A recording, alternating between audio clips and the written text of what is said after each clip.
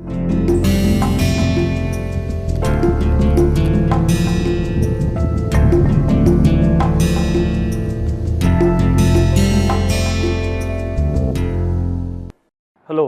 welcome to this module in this massive open online course.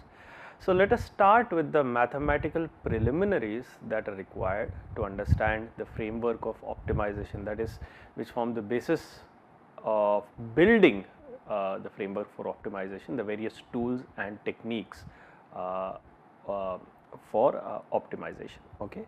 So, we want to start with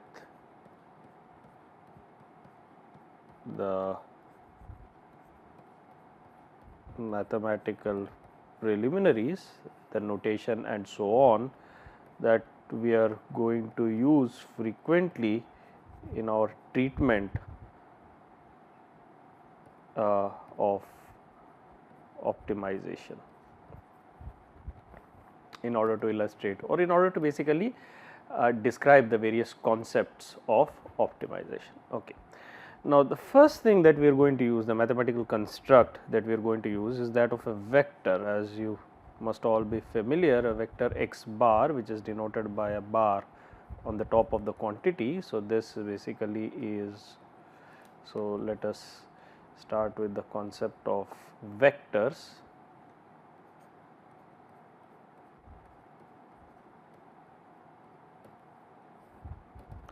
And a vector is denoted by this quantities like this, that is with the bar on the top. So, this is basically a vector. So, vector x bar is an n dimensional object which contains n components. These are the elements. So, this is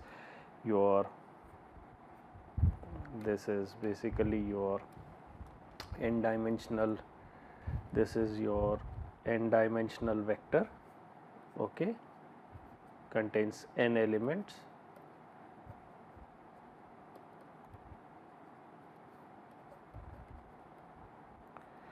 This is an n dimensional vector, and now if these elements x1, x2, xn, these belong to the real field, that is, these are real numbers.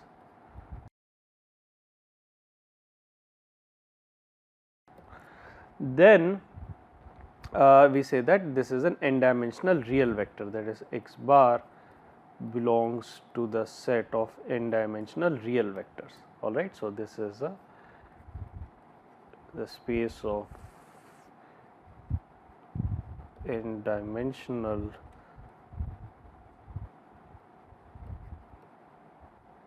real vectors. Okay. And so, what we have is, if we consider x bar, now x bar is the column vector and therefore, x bar transpose will similarly be a row vector. So, it will be a 1 cross n.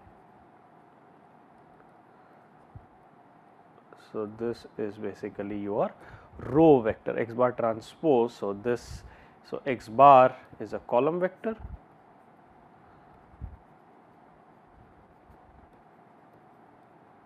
or basically n cross 1 has dimension n cross 1. Now, x bar transpose, now this you can see this is a row vector which is of dimension 1 cross n, that is 1 row and n columns, and further x bar transpose x bar, this is basically your x1, x2, xn, the row vector times the product with the column vector x1, x2, xn, and you can see this is basically equal to, you can see this is x1 square, since these are real quantities, x2 square plus xn square, which is also denoted by the norm square, and in fact we will see this is a specific case of a norm, this is the L2 norm. So, this is the square of the, so this indicates the L2 norm. of the vector where norm of x bar and this L2 norm is the default. So, this is the L2 norm which is the default norm that we will use. So, if there is a so the norm is not specified explicitly, it indicates the L2 norm, right. And the L2 norm of a vector is basically something that you are already very familiar with, that is simply the length of the vector, length of a vector in n-dimensional space. Okay, so norm x bar is simply something that you are most of you might be very familiar with, that is square root of x1 square plus x2 square plus xn square, which is basically the length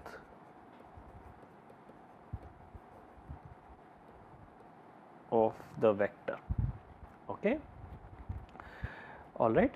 Now, on the other hand, now we have seen real vectors. Similarly, if x1, x2, xn belong to the set of complex numbers. So, now what we want to see is we want to see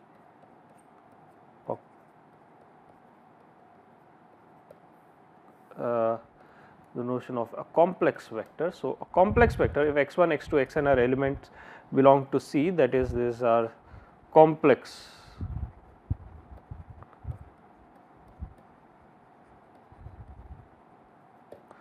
numbers, then this implies that x bar, the vector x bar belongs to the set of n dimensional complex vectors C n, that is this is n dimensional, the space of n dimensional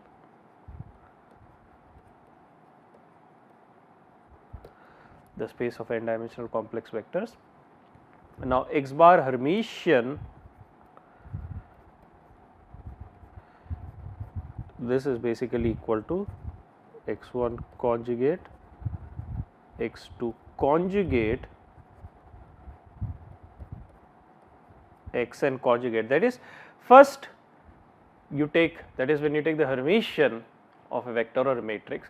In fact, now here in this case you are taking the Hermitian of a vector, the column vector becomes a row vector, and you also in addition take the complex conjugate of each complex element. So, that is basically your x bar Hermitian.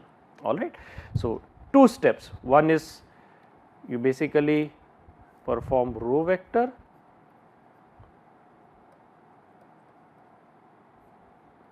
plus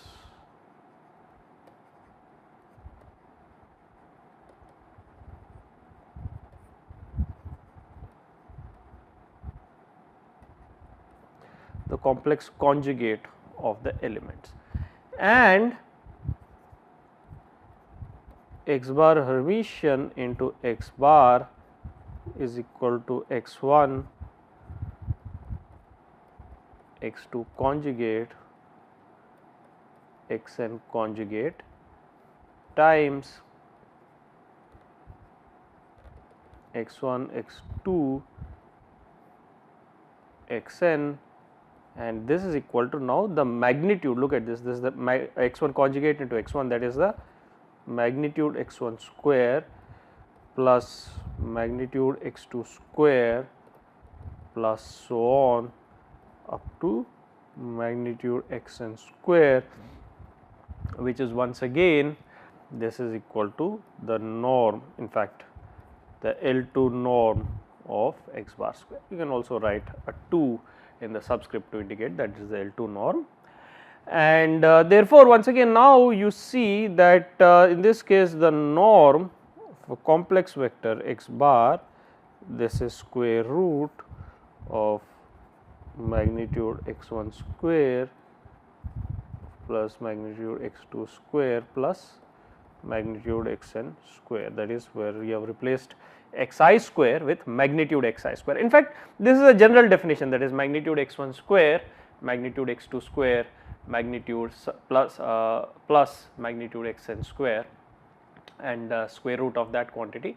This definition is general, it works for both the real as well as complex vectors. Okay. So, this in that sense this is a general definition. Okay. For real numbers you can simply replace the magnitude square by the square of the element. So, this is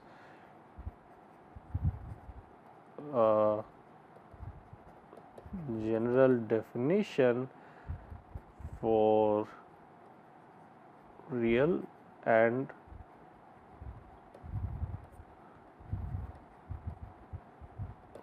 this is general definition that is applicable both for real and complex vectors. Now, a special kind of a vector is obtained as following, that is x tilde equals x bar divided by the norm of x bar. That is, you are taking the vector x bar and dividing it by its norm, and that gives a unit norm vector. So, this vector x tilde is basically a unit norm vector, because you can show that the norm of x tilde is unity. So, this vector x tilde has an interesting property, x tilde is a unit norm.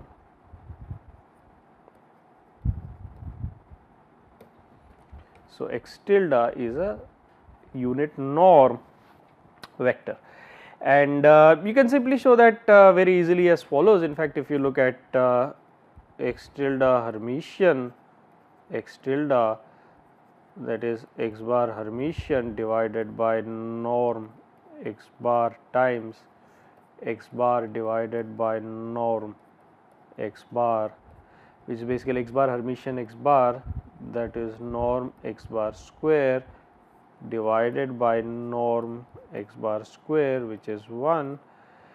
So, this implies, now x tilde Hermitian x tilde is nothing but norm x tilde square. So, this implies norm x tilde square equals 1, this implies norm of x tilde equals 1.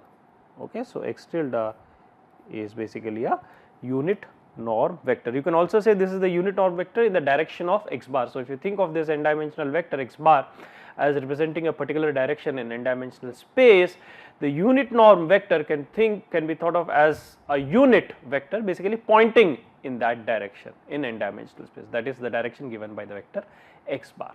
Okay. So, x bar and x tilde both are aligned, except that x tilde, this vector, is a unit norm vector, that is it has norm equal to unity. Okay. Let us take a simple example to understand this. For instance, let us consider the vector x bar, let us consider this to be your x bar equals the all one vector, that is n dimensional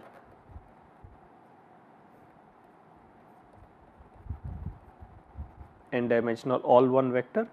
Then we have norm of x bar equals square root of 1 square, that is 1 plus 1 plus 1 n times, that is equal to square root of n. In fact, norm x bar square, remember we are talking about L2 norm x bar square equals n, and in fact x tilde equals x bar divided by norm of x bar, that is 1 over square root of n into the vector, that is 1 vector of all 1. So, this is basically the corresponding unit norm, this is the corresponding unit norm vector. Okay. All right. So, that is basically that completes a brief summary, right, of the properties of the various aspects, the various properties of vectors, and most of you might already be familiar with many of these aspects, but this presents a brief summary and will quickly refresh your memory and remind you of several of these aspects. Okay. So, now let us look at matrices. Once again, a brief review of various concepts in linear algebra and matrices. So, let us consider an M cross N matrix A. This implies A has m rows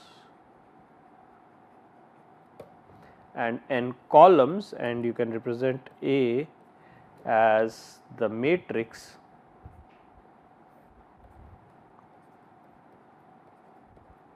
A11, A12, so on up to A1n, A21, A22, so on up to A2n, and the mth row is AM1, AM2,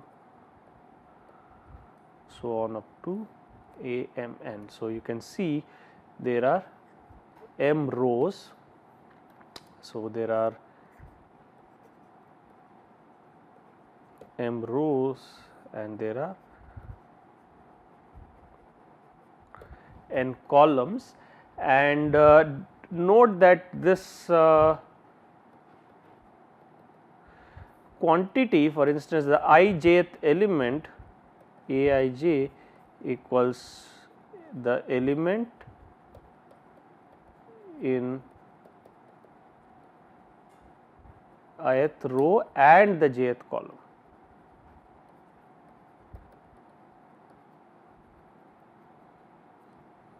This is the element in the ith row and the jth column. Okay.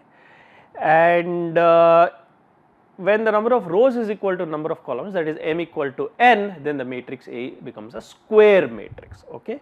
So, if m equal to n, then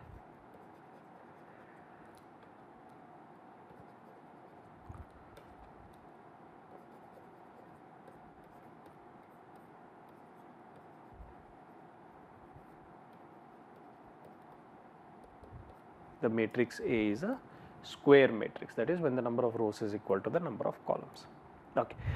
Let us now look at an important concept of the row space and column space. Now, to first understand this concept of a row space and column space of a matrix, we have to understand what we mean by the space and what we mean by the rank of a set of vectors. So, let us start with this notion of rank. So, let us consider vectors W bar, consider W bar 1, W bar 2, so on up to W bar m. This is a set of m vectors. Okay. Then now these vectors are linearly independent. Now, this is an important concept.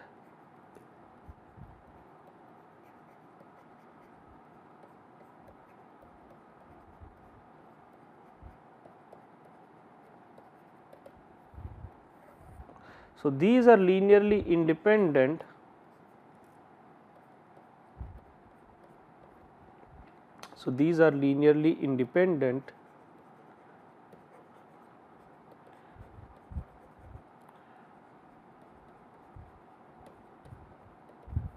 if there do not exist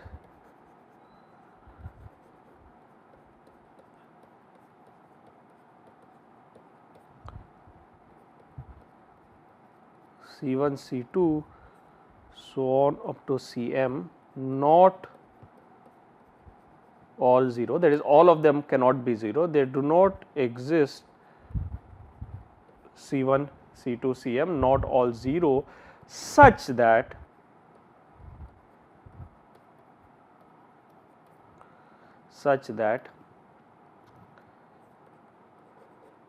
C1 W bar 1 plus C2 W bar 2 plus so on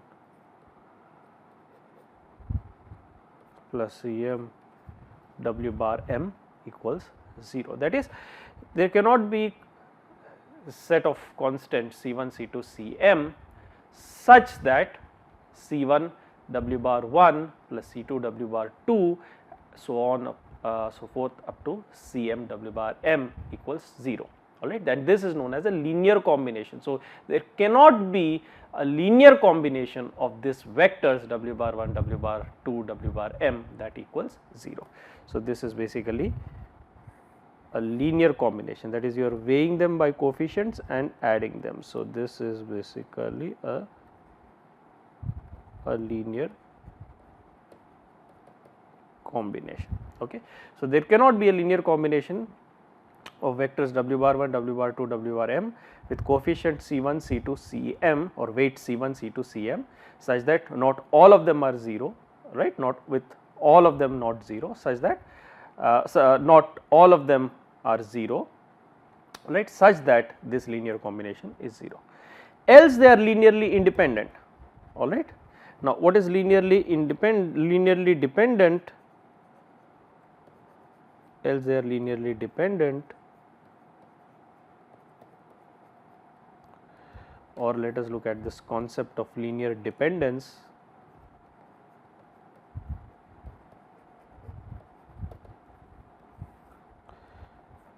They are linearly dependent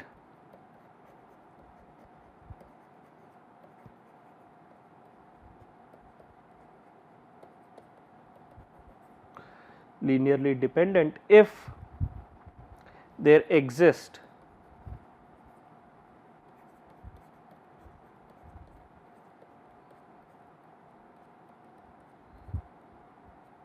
C1, C2, Cm not all 0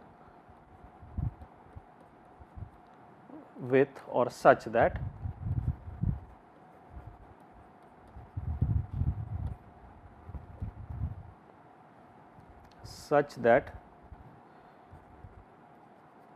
C1 w bar 1 plus C2 w bar 2 plus C w bar m equals 0. So, if there exists these weights C1, C2, Cm such that not all of them are 0 and the linear combination of the vectors w bar 1, w bar 2, w bar m is 0, then these vectors w bar 1, w bar 2, w bar m are linearly dependent. Okay. So, this is basically a linear combination.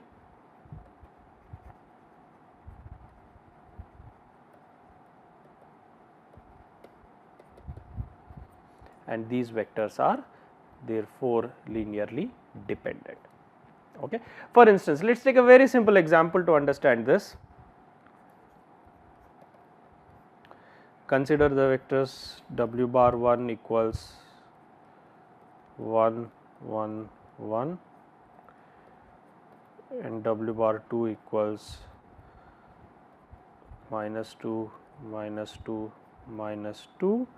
Then you have w bar 1 plus you have 2 times, you can easily see 2 times w bar 1 plus 1 times w bar 2 equals 0, implies w bar 1 comma w bar 2 are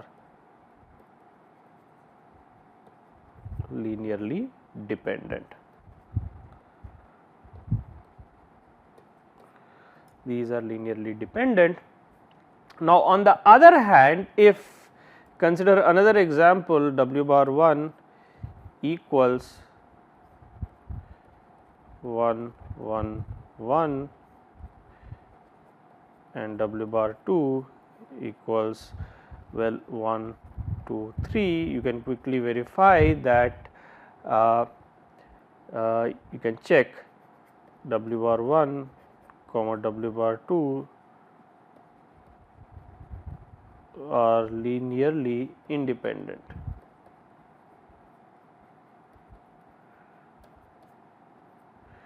All right, implies that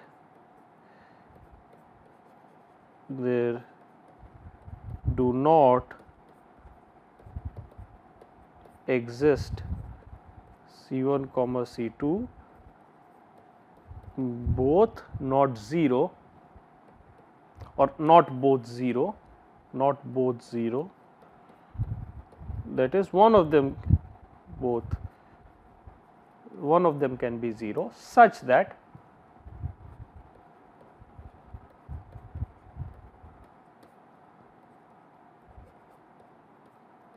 C1 W bar 1 plus C2 bar 2 equals 0. Okay, they do not exist these weights such that the linear combination is 0. Okay, so basically this is the concept of a linear dependence and linear independence of a set of vectors. Now, if you go back and look at the matrix A, now one can use this concept of linear independence to define the rank of the matrix A. So, let us go back and look at the matrix A as a set of, remember it has n columns, it is an m cross n matrix. So, you can either look at it as n columns, or you can either look at it as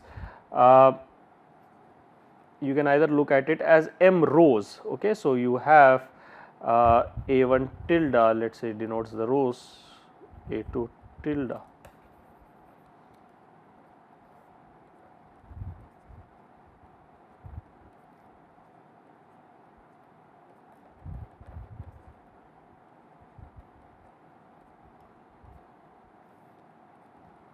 okay. And so, these are basically your n columns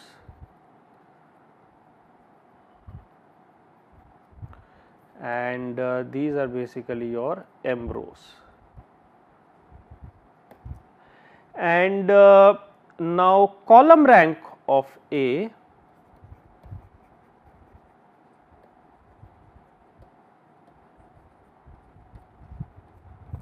equals the maximum number of linearly independent columns, that is A bar 1, A bar 2 up to A bar n.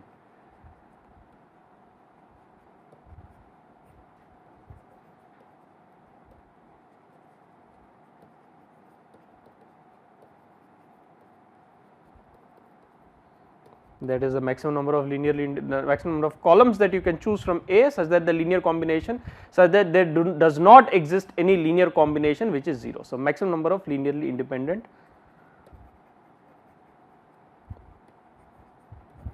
columns of A.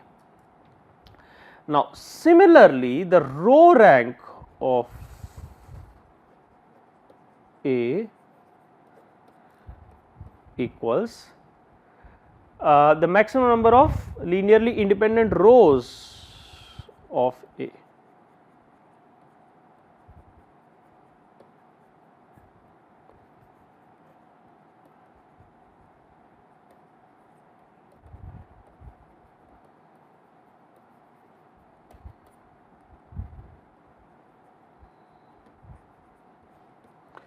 So, this is the column rank of A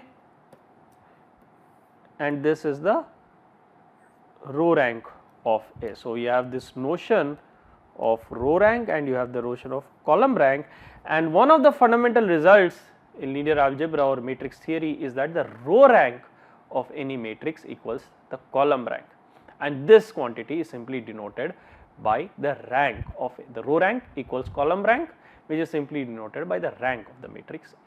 Okay. So, we have the fundamental result, and this should be available in any standard textbook of linear algebra, that is the row rank equals the row rank of any matrix A equals column rank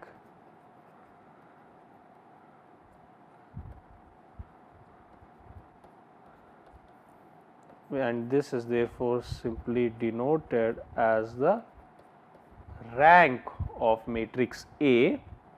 And in addition, this also satisfies the property that the rank of the matrix A is less than or equal to, that is, let me just write this again, rank of the matrix A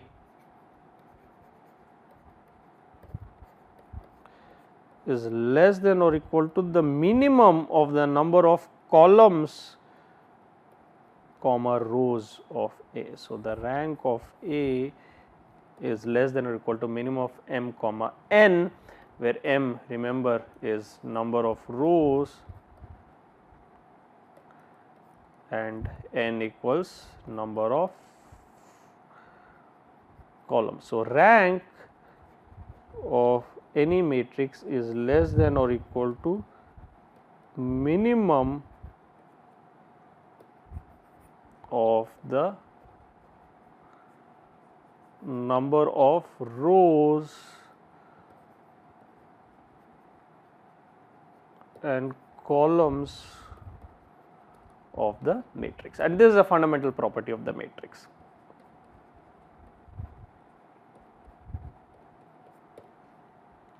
Okay. So, this is one of the fundamental properties of the matrices, which again some of you might already be familiar with. All right. So, the rank, all right. So, we have this notion of column rank, which is the maximum number of linearly independent columns, the row rank, which is the maximum number of linearly independent rows, and the fundamental theorem is that the row rank of the matrix of any matrix is equal to its column rank, which is simply denoted by the rank of the matrix A, and further this rank has to be less than or equal to the minimum of the number of rows and columns of the matrix. All right. So, we have covered some of the mathematical preliminaries required to develop the various tools and techniques for optimization. We will continue this discussion in the subsequent modules. Thank you very much.